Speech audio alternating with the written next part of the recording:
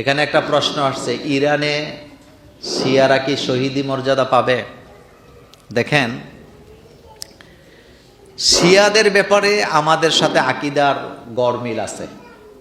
আকীদার কি আছে? গরমিল আছেন। তাদের আকীদার কাছে যাওয়ার আগে যেই জায়গাটাতে আমরা যাব, যেই দায়িত্বটা, সেটা হলো দুইটা লোক, একটা জালেম আর একটা মাজলুম।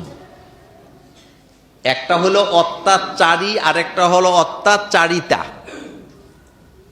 তা আপনি কি জালেমের পক্ষ নিবেন না মাজলুমের পক্ষ নিবেন? জোরে কইবেন।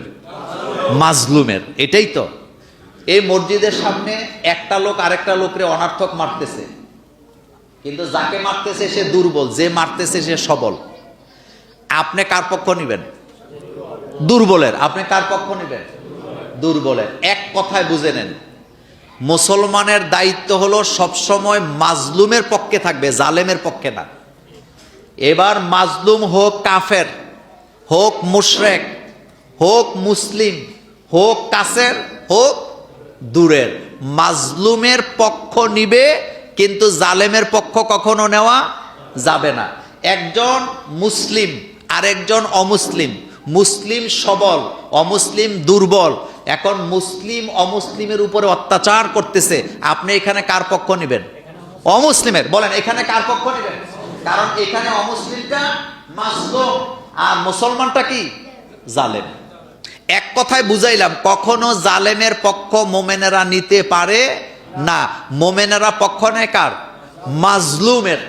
এখন বলেন, আমেরিকা, তারপরে কি বলে ইসরায়েল, তারা গায়ে পড়ে হামলা চালাইছে ইরানে, তাহলে এখানে মাজলুম কে? ইরান। তো আপনি পক্ষ নিবেন কার? ইরান। আকীদার ব্যাপারে তাদের সাথে আমাদের কোনো আপোষ নাই, এ কথা সত্য, কিন্তু মাজলুম হিসাবে তাদের পক্ষে আমি কথা বলবো, এটা আমার ইমানি দায়িত্ব। মাজলুম হিসাবে আমি তার জন্য দোয়া করব, তার যাতে আল্লাহ হেফাজত করে, এটা আমার ইমানি দায়িত্ব। কিন্তু বাংলাদেশে বসে বসে ফতুয়া দেওয়া সহজ। যারা ইরানে আসতো, ইরানে সুন্নি মুসলমান আছে না? ইরানের লোক, আচ্ছা আরেকটা কথা বলি, ইরানের লোকেরা হজ করার অনুমতি পায় নাকি পায় না? মদিনা যাওয়ার অনুমতি পায় নাকি পায় না? পায়। এখন আকীদার বিষয় তাদের সাথে আমাদের মিলে না, এজন্য কি আমি আমেরিকা আর ইহুদিদের পক্ষ নিব নাকি? আবার আরেকটা বিষয় হলো, তারা হলো জালেম। তারা কি? জালেম। আজকের পৃথিবীতে এই দুই দেশ সবচেয়ে বড় জালেম। গায়ে পইরা কি করে? এই যে কয়দিন আগে আরেক দেশের প্রেসিডেন্টের বেডরুম থেকে উঠাই নিয়ে আসছিল না? তো এগুলো কোনো সভ্য কাজ কারবার হইতে পারে? পৃথিবী কি সভ্য? যুদ্ধ তো তারাই লাগাইছে সারা জীবন। তবে একটা কথা মনে রাখবেন, আমেরিকা এবং ইসরায়েলের পতন হবেই হবে, কারণ অতীতে যত দেশ এই টাইপের যুদ্ধ গায়ে পড়া করছে, একটারও ক্ষমতা এখন আর আসেনি। জার্মান ধ্বংস, বলেন জার্মান ধ্বংস, ফ্রান্স ধ্বংস, স্পেন ধ্বংস, তারপরে রাশিয়াও মোটামুটি কি শেষ। জালেম কখনো চিরদিন মাথা উঁচু করে দাঁড়ায় থাকতে পারে না। এখন আসেন, ইরানি শিয়ারা কি শহীদ? এটা শহীদ কি শহীদ না শহীদের ক্যাটাগরিতে যদি পড়ে তাহলে শহীদ হইতো। এখন তাদের যদি ঈমান থেকে থাকে, এত বিশাল ফতুয়াবাজি আমরা বাংলাদেশে বৈশা করার কোনো দরকার নাই। কিন্তু একটা কথা বলি, সেটা হলো কার ঈমান আছে কার নাই এটা ভালো জানে কে?